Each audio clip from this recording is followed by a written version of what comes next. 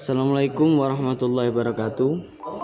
Di sini kami dari kelompok 4 akan menjelaskan materi tentang estimasi interval perbedaan dua proporsi.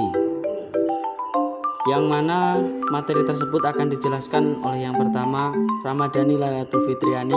Untuk selanjutnya pembacaan soal akan dibacakan oleh teman kami yaitu Ajeng Ayu Prakerti. Yang ketiga, pembahasan soal akan dijelaskan oleh Deo Nur Ramadhani. Untuk kesimpulan dan penutup akan dijelaskan oleh Alvin Aulia Ismawati. Sebelumnya saya atas nama Muhammad Lutfi Ardiansyah selaku moderator akan menyerahkan semuanya kepada pemateri. Estimasi interval. Estimasi atau pendugaan interval adalah suatu estimasi yang dibatasi oleh dua nilai atau interval. Nilai tersebut berupa batas bawah dan batas atas. Misalnya, rata-rata suhu di suatu kota antara 25 derajat sampai 41 derajat. Kita mengharapkan bahwa suhu sesungguhnya akan terletak di dalam interval tersebut. Interval yang demikian biasa disebut interval keyakinan. Estimasi yang dinyatakan dalam bentuk kontinum nilai dalam suatu interval akan memiliki tingkat kemelesetan lebih kecil dibandingkan dengan estimasi yang dinyatakan dalam suatu angka saja atau tunggal. 1. Estimasi sampel besar N lebih dari sama dengan 30 dari semua rumus yang ada. Untuk pembahasan contoh soal 6.6 menggunakan poin bagian D, yaitu estimasi interval perbedaan dua proporsi Theta 1 dikurangi Theta 2. Rumusnya, Theta 1 dikurangi Theta 2 sama dengan P1 dikurangi P2 plus min Z alfa per 2 akar P1 kali Q1 per N1 ditambah P2 kali Q2 per N2. 2. Tingkat keyakinan. Rumus-rumus estimasi parameter menggunakan nilai Z alfa per 2 yang ditentukan berdasarkan kurva normal sesuai tingkat keyakinan atau TK yang diberi simbol 1 min alfa. Bagaimana menentukan harga Z alfa per 2 pada tingkat keyakinan 1 min alfa? Misalkan dipilih alfa sama dengan 5%, maka TK sama dengan 0,95.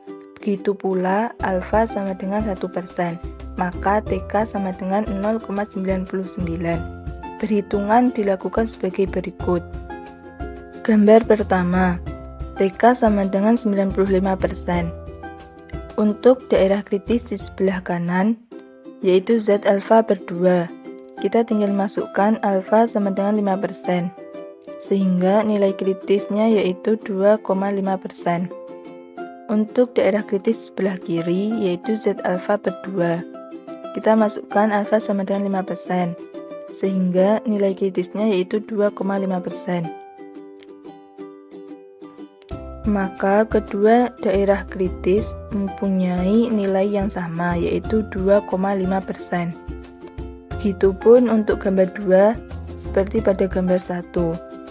Kita lanjutkan, misalkan TK sama dengan 95%, maka besarnya harga Z alfa per 2 adalah seperti pada gambar. Pertama, pilih alfa sama dengan 5%, maka Z alfa per 2 sama dengan Z 2,5%, sama dengan 50% dikurangi 2,5%, sama dengan 47,5%, sama dengan 0,475. Kemudian pada tabel kurva normal lampiran daftar C, cari bilangan yang memuat 0,475. Terlihat pada tabel berikut bahwa bilangan 0,475 terletak pada baris 1,9 kolom 6. Sehingga harga Z alfa per 2 sama dengan 1,96, sebagaimana ditampilkan pada tabel berikut. Rangkuman hasil perhitungan untuk beberapa nilai alfa ditunjukkan sebagai berikut. Untuk nilai 1 min alfa sama dengan 95%, maka alfa sama dengan 5%, alfa per 2 sama dengan 2,5% sama dengan 0,025. Z alfa per 2 sama dengan 1,96. Untuk nilai 1 min alfa sama dengan 99%, maka alfa sama dengan 1%, alfa per 2 sama dengan 0,5%, sama dengan 0,005.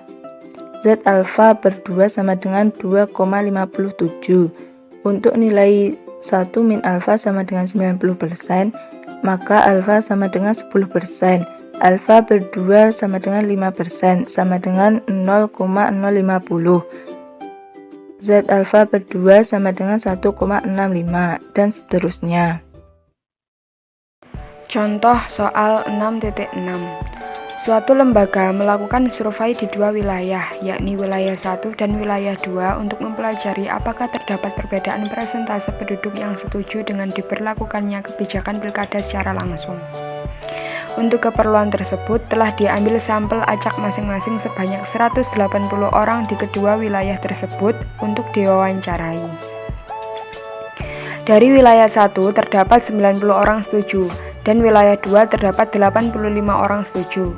Buat estimasi interval perbedaan proporsi penduduk yang setuju terhadap kebijakan pilkada tersebut pada tingkat keyakinan 90%. Untuk pembahasan soal contoh nomor 6.6 yaitu P1 bernilai 90/180 sama dengan 0,5. P2 bernilai 85/180 sama dengan 0,47. Untuk H1 diperoleh dari rumus 1 min P1 sama dengan 1 min 0,50 sama dengan 0,50. Untuk H2 diperoleh dari 1 min P2 sama dengan 1 min 0,47 menghasilkan 0,53. Selanjutnya adalah mencari nilai mutlak dari P1 dikurangi P2 sama dengan mutlak 0,50 dikurangi 0,53 sama dengan 0,03. Selanjutnya adalah mencari nilai Z alfa per 2. Untuk mencari nilai Z alfa per 2 itu diperoleh dari melihat tabel. Untuk soal ini, nilai Z alfa per 2 bernilai 1,65. Selanjutnya adalah kita mencari standar error dua proporsi. Rumusnya, akar P1 dikali H1 per N1 plus P2 dikali H2 per N2. Lalu masukkan yang kita ketahui ke dalam rumus. Diperoleh akar 0,50 dikali 0,50 per 180 plus 0,47 dikali 0,53 per 180 menghasilkan akar 0,002773 sama dengan 0,05266. Setelah memperoleh nilai standar error dua proporsi, langkah selanjutnya kita mencari nilai estimasi interval perbedaan dua proporsi.